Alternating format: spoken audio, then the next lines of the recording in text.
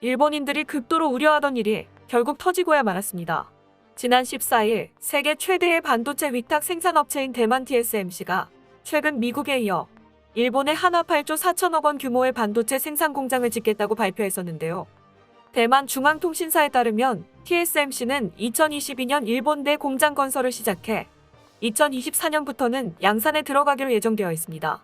우리 정부는 앞서 일본이 반도체 핵심 소재를 규제하자 국내에서 자체적으로 국산화하는 데 성공하며 일본에 큰 타격을 주었는데요. 반도체 산업 전성기인 1980년대 후반에 세계 시장의 50%가량을 차지했던 일본은 관련 산업 육성 정책에 실패하는 바람에 세계 시장 점유율이 현재 10% 수준으로 떨어진 상황입니다. 자국 내에 최첨단 반도체 공장이 없는 일본 정부는 최후의 보루였던 수출 규제마저 허망하게 실패하자 반도체 산업에서 그야말로 벼랑 끝에 몰린 상태입니다. 일본인들의 상황 또한 매우 좋지 않습니다. 해외여행을 할 때 가난을 뼈저리게 느낀다. 동남아에도 뒤처진 것 같다. 세계에서 일본만이 성장하지 않는다. 라고 토로하며 일본 정부의 자만심과 자신들의 정치 무관심에 대한 결과를 깨달은 분위기인데요. 이 때문에 일각에서는 한국에 대한 수출 규제로 참패를 당한 일본과 대만이 손을 잡고 꺼져가는 일본 반도체 사업을 활성화시켜 한국 반도체 사업을 몰락시키기 위해 다분히 정치적인 의도로 움직이고 있다는 분석이 나오고 있습니다. 그런데 이런 식으로 대만과 일본은 반도체 동맹을 결성하면서 의기투합하자마자 그들의 기대가 이번 화산 폭발로 인해 산산조각이 나버렸습니다. 심지어 이번 화산 폭발은 외신에서도 대대적으로 보도가 되며 충격을 주었는데요. 바로 대만 TSMC가 공장을 짓기로 예정되어 있던 일본 구마모토에서 대형 화산 폭발이 일어난 것입니다. 로이터 통신에 따르면 일본 기상청은 20일 오전 11시 43분 아소산에서 폭발이 발생했다고 발표하며 분화 경계 레벨을 2에서 3으로 격상시키며 분화구에서 2km의 범위에서 콘크리트와 화쇄류에 경계하도록 전국에 호소했습니다.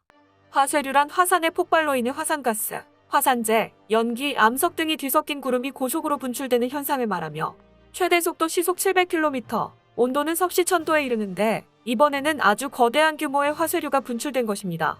연속 폭발은 오후 2시 10분쯤 중지되어 일본 관방장관은 이날 오후 인적 피해 보고는 받고 있지 않다고 발표했지만 아직도 유해물질들이 쏟아져 나오고 있는 상황이기 때문에 한치 앞을 알 수 없는 재난입니다.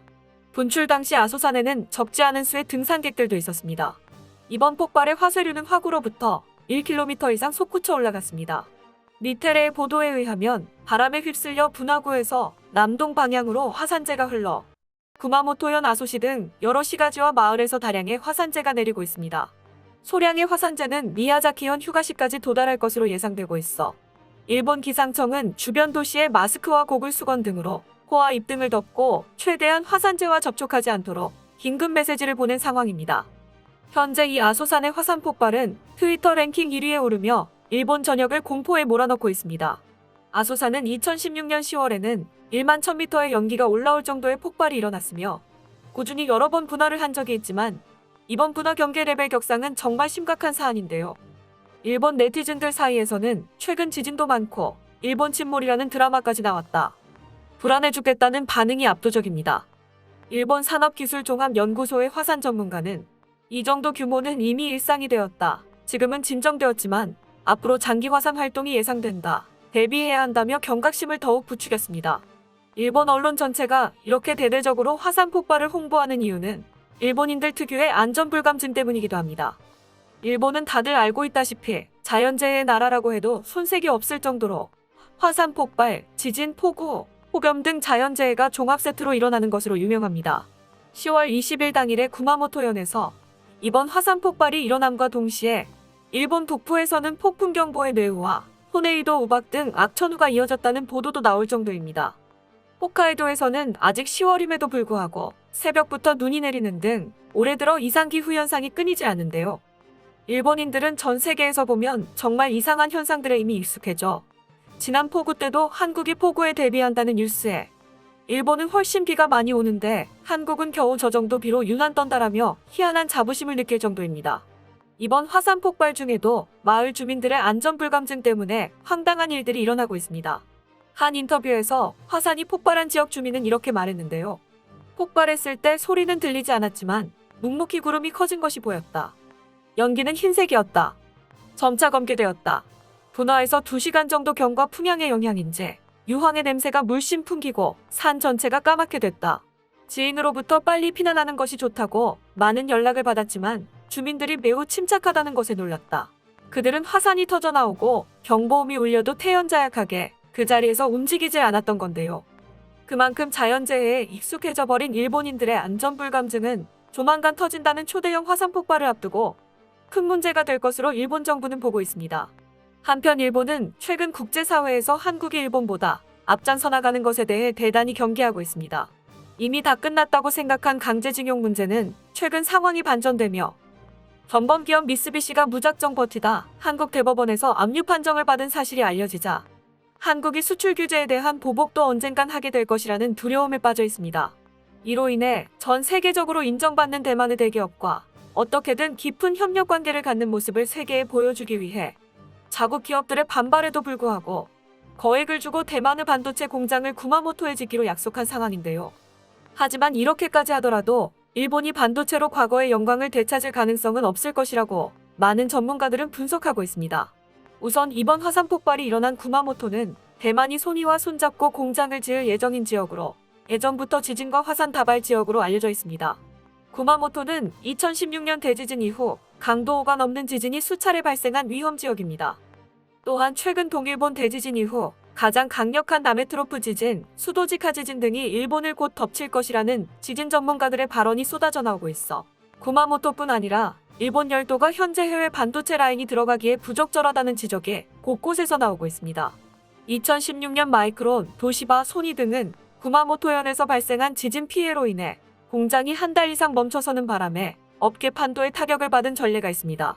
이쯤 되면 상식적으로 생각했을 때 대만이 구마모토에 공장을 짓는다는 게 말도 안 되는 생각으로 보이는데요. 대만은 왜 하필 일본에 공장을 지으려고 하는 걸까요? 일본과 대만의 밀월 관계를 가만히 보고 있던 한국은 그 수상해 보이는 틈을 놓치지 않았습니다. 한국의 전문가들이 조건 자체가 TSMC에 지나치게 유리한 조건이라는 것을 밝혀낸 것이죠. 현재 밝혀진 지원금만 해도 5조 원인데 여기에 각종 세금과 비용까지 면제가 들어간다면 표면적으로는 알 수 없지만 이에 대한 비용이 천문학적으로 늘어날 것으로 파악됩니다. 일본은 경제안보를 위한 결정이라며 넘어가려고 하는 상황이지만 거액의 뒷돈은 국제적인 시장을 왜곡시킬 위험이 있습니다. 그래서 한국 입장에서는 보조금을 얻어 세운 공장이 반도체를 저가에 일본 국내에 공급했을 때 손해를 입었다고 WTO에 제소할 가능성이 충분하다는 분석이 나오고 있습니다. 여기에 일본을 향해 한국이 WTO 재판에서 6전 전승을 거둔 만큼 이번에도 반드시 이길 수 있다는 자신감을 내비친 유명희 본부장이 최근 경제통상대사로 임명됐는데요. 만약 한국이 WTO 제소에 성공한다면 이번에는 수출 규제 문제와 더불어 일본 정부의 TSMC에 지급하는 막대한 보조금 문제를 한 번에 퇴치시킬 수 있을 것으로 보입니다.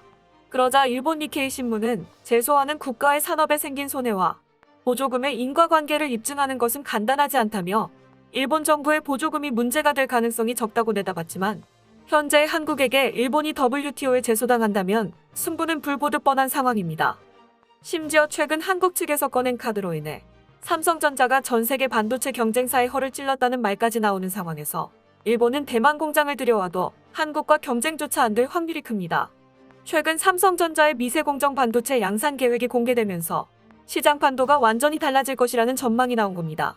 특히 삼성전자의 2나노미터 반도체엔 TSMC와 차별화된 게이트 오러라운드 기술을 적용한 것이 핵심입니다.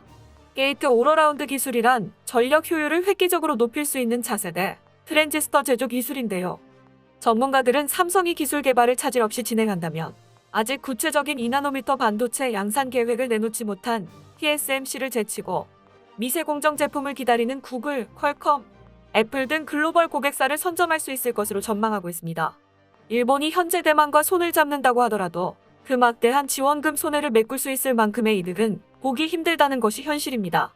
일본 대학의 후쿠카와 유키코 교수는 일본 IT 기업이 망한 이유는 대규모 투자에 대해 과감하게 투자하고 결정할 수 있는 시스템이 없기 때문이다라며 한국이나 대만 기업의 대주주의 과감한 의사결정이 부럽다고 말하기까지 할 정도입니다.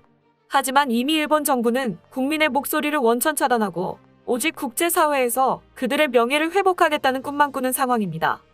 하늘이 노한 것인지 여러 가지 제약이 계속 발생해 그 꿈이 이루어지기는 쉽지 않아 보이지만 말입니다. 끝까지 시청해주셔서 감사합니다. 도움이 되셨다면 좋아요를, 다른 이야기도 궁금하시면 구독을 눌러주세요.